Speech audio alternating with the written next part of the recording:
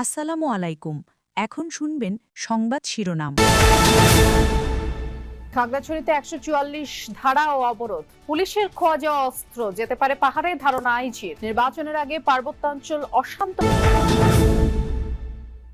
দেশের মানুষ এখন নির্বাচনমুখী বললেন সালাউদ্দিন আহমদ। যারা ভোট বাধাগ্রস্ত চায়, জনগণ তাদের পিআর সহ ৫ দফা দাবিতে জামাতের নতুন কর্মসূচি ঘোষণা। দলের পরীক্ষামূলক লোগো প্রদর্শন করা হলেও এখনো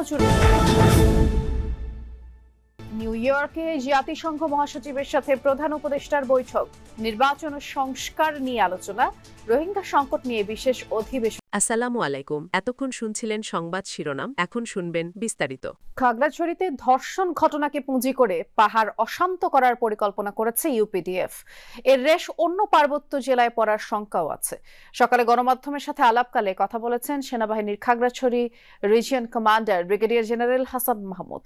তিনি বলেছেন, পার্বত্য চট্টগ্রামকে অস্থিতিশীল করার চেষ্টা বৃহৎ পরিকল্পনার অংশ।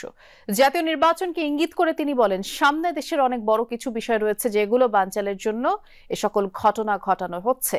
বলেন, পূর্ব পরিকল্পনা মতো বহিরাগত সন্ত্রাসী দিয়ে তুচ্ছ ঘটনাকে কেন্দ্র করে পুরো শহরে সহিংসতা ছড়ানো হয়। গুইমারায় হতাহতের ঘটনার জন্য ইউপিডিএফ দায়ী বলেও জানান ব্রিগেডিয়ার জেনারেল হাসান মাহমুদ। এদিকে খাগড়াছড়ির জেলা প্রশাসক এবিএম ইফতেখারুল ইসলাম খন্দকার জানান, সংঘর্ষের ঘটনায় ৫ সদস্যের কমিটি গঠন করা হয়েছে। আন্দোলনরতদের ৮টি দাবির মধ্যে ৭টি সমাধানের ব্যাপারে কাজ চলছে। আর অবরোধ প্রত্যাহার করলেই ১৪৪ ধারা প্রত্যাহারের বিষয়ে সিদ্ধান্ত হবে। এদিকে তৃতীয় দিনের মতো খাগড়াছড়িতে ১৪৪ ধারা বলবৎ আছে। শহরে ঢুকতে বা বের হতে তল্লাশির মুখোমুখি হতে হচ্ছে। যুব ছাত্র জনতার অবরোধ শিথিল থাকলেও অভ্যন্তরীণ বা দূরপাল্লার গাড়ি চলছে না।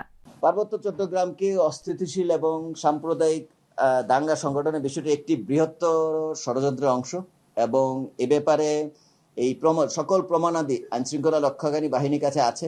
এটা আপনাদেরকে দিয়ে দেওয়া হবে এবং আমাদের কাছেও সকল প্রমাণাদি আছে, ভিডিও আছে।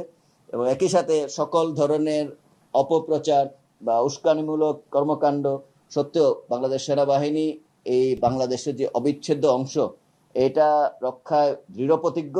এবার একটু খাগড়াছড়ি যাব, আমাদের সহকর্মী রিয়াজ রায়হান আছেন সেখানে। রিয়াজ, আপনি এখন শহর এবং এর আশপাশের পরিস্থিতি কেমন দেখছেন জানাবেন, যেহেতু ১৪৪ ধারা বলবৎ আছে, প্রশাসনের তৎপরতা কেমন? আমি শহরে আসলে ছিলাম, সকাল থেকে ছিলাম। কিছুক্ষণ আগে আমরা এসেছি গুইমারায়, যেখানে ২ দিন আগে ৩ জন নিহত হয়েছে এবং প্রায় ২৬-২৭ জনের মতো আহত হয়েছিলেন সেনা কর্মকর্তা সহ। তো সেখানে এসেছি, যেখানে পড়ে গিয়েছে প্রায় শতাধিক ঘর বাড়ি এবং দোকান থেকে শুরু করে পাহাড়ি বাঙালি দুই পক্ষেরই এখানে অন্তত প্রায় ১৩০ থেকে ৪০টি দোকান এবং বসতঘর সহ পড়ে গেছে। তো আমরা এখানে এসেছিলাম মূলত জেলা প্রশাসন এবং যারা রয়েছেন জেলা পরিষদ এবং জেলা প্রশাসনের পক্ষ থেকে এখানে তাদের যারা ক্ষতিগ্রস্ত হয়েছেন তাদেরকে পুনর্বাসন কিভাবে করা যায়, তাদেরকে কিভাবে সহযোগিতা করা যায়, আপাতত তারা চলার মতো যাতে সুযোগ তৈরি হয় পাহাড়ি এবং বাঙালি যারা ক্ষতিগ্রস্ত হয়েছেন তাদের সাথে দেখা করার জন্য।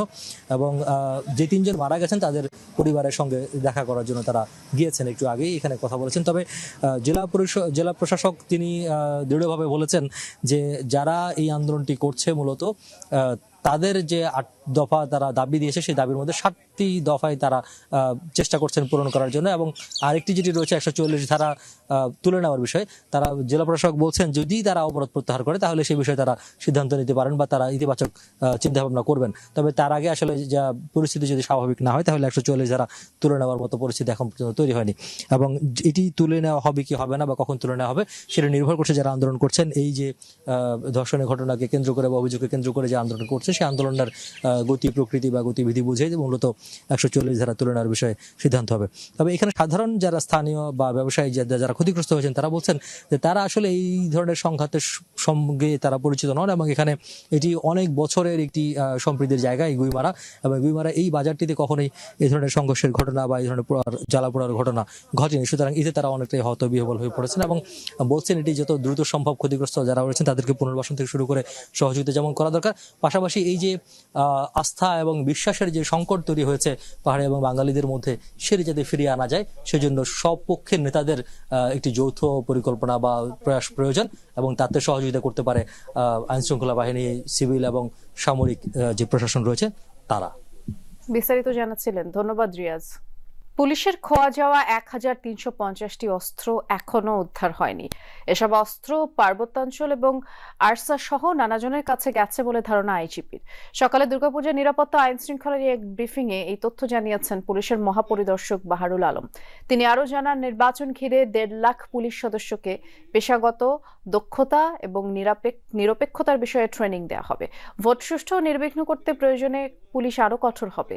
পুলিশ মহাপরিদর্শক জানালেন, সারা দেশের পূজা মণ্ডপ ঘিরে কেউ অস্থিতিশীল পরিবেশ সৃষ্টি করতে চাইলে তার কঠোর জবাব দেয়া হবে। অত্যন্ত গুরুত্বপূর্ণ নির্বাচন। এখন এই পরিবেশটা আপনারা জানেন যে এটা ব্যাহত করার জন্য দেয়ার আর সো মেনি এলিমেন্টস যারা এগুলো কাজ করে। তো অবশ্যই এটা আমি তো মনে করি এরকম নানান ধরনের রিয়াকশনারি এলিমেন্টস আছে যারা সম্প্রীতি বিনষ্ট করতে চায়। আলটিমেটলি সমাজ অস্থির হলে সেই গোলটা গিয়ে হবে আলটিমেটলি যে আমাদের একটা শান্তিপূর্ণ ইলেকশন যেন ক্ষতিগ্রস্ত হয়। জনগণ নির্বাচনমুখী, কিন্তু নির্বাচন আয়োজন ঘিরে দেশে ষড়যন্ত্র দৃশ্যমান হচ্ছে বলে অভিযোগ করেছেন বিএনপির স্থায়ী কমিটির সদস্য সালাউদ্দিন আহমদ। হুঁশিয়ার করে বলেন, দেশি বিদেশি যে কোনো ষড়যন্ত্র প্রতিহত করবে জনগণ। জিয়া উদ্যানে এক কর্মসূচিতে অংশ নিয়ে বিএনপির নেতা বলেছেন, ধর্মের ভিত্তিতে রাজনীতিতে বিভাজন চায় না বিএনপি। পিআর পদ্ধতি দেশে অস্থিতিশীল পরিস্থিতি সৃষ্টি করবে উল্লেখ করে সালাউদ্দিন বললেন, জনগণ সংখ্যানুপাতিক পদ্ধতির বিপক্ষে। বিএনপির অন্যতম সহযোগী সংগঠন জাতীয়তাবাদী ওলামা দল আলেমদের নিয়ে দলের প্রতিষ্ঠাতা প্রয়াত রাষ্ট্রপতি জিয়াউর রহমান 1979 সালে 30 সেপ্টেম্বর এই দল প্রতিষ্ঠা করেন। ওলামা দলের প্রতিষ্ঠাবার্ষিকী উপলক্ষে সকালে শেরেবাংলা নগরের জিয়া উদ্যানে নেতাকর্মীদের নিয়ে জিয়াউর রহমানের সমাধিতে শ্রদ্ধা জানান বিএনপি স্থায়ী কমিটির সদস্য সালাউদ্দিন আহমদ। দোয়া ও মোনাজাত শেষে মুখোমুখি হন গণমাধ্যমের। আমরা ধর্মের ভিত্তিতে রাজনীতিতে কোনো বিভাজন চাই না, করব। বিএনপির এই নেতা সব রাজনৈতিক দলকে বিভক্তি দূর করার আহ্বান জানান। বলেন, কোন দল নির্বাচনী যাত্রায় বাধা সৃষ্টি করতে চাইলে জনগণ তাদের রাজনৈতিকভাবে প্রত্যাখ্যান করবে। বাংলাদেশের সকল জনগণ এখন নির্বাচনমুখী। বাংলাদেশে এখন নির্বাচনের আমেজ চলছে। গণতান্ত্রিক উত্তরণের এই যে প্রক্রিয়া, তাতে বাধা সৃষ্টি করার জন্য কেউ ষড়যন্ত্র করছে, সেটা দৃশ্যমান। এই অবস্থায় কোনো দল যদি বিভ্রান্তি সৃষ্টি করে, নির্বাচনের পথে বাধা সৃষ্টি করে, জনগণ তাদেরকে চিহ্নিত করবে এবং রাজনৈতিকভাবে তাদেরকে প্রত্যাখ্যান করার সম্ভাবনা আছে। সালাউদ্দিন জানান, নির্বাচনকে বাধাগ্রস্ত করতে ষড়যন্ত্র হচ্ছে দেশে।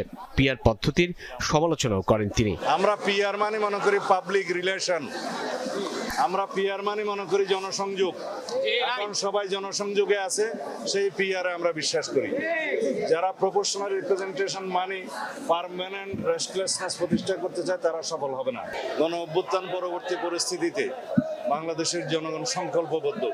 এদেশের গণতন্ত্র উত্তরণের পথে যারাই বাধা সৃষ্টি করবে এবং কোন রকমের ষড়যন্ত্র করবে, সে দেশি হোক বিদেশি হোক, তাদেরকে তারা প্রতিহত করবে। বিএনপি সব ধর্ম বর্ণের সমন্বয়ে দেশ গড়তে চায় বলেও জানান সালাউদ্দিন। বলেন, জনগণের ভোটাধিকার পূর্ণাঙ্গভাবে প্রতিষ্ঠা করতে চায় বিএনপি। গণতান্ত্রিকভাবে যাতে আমরা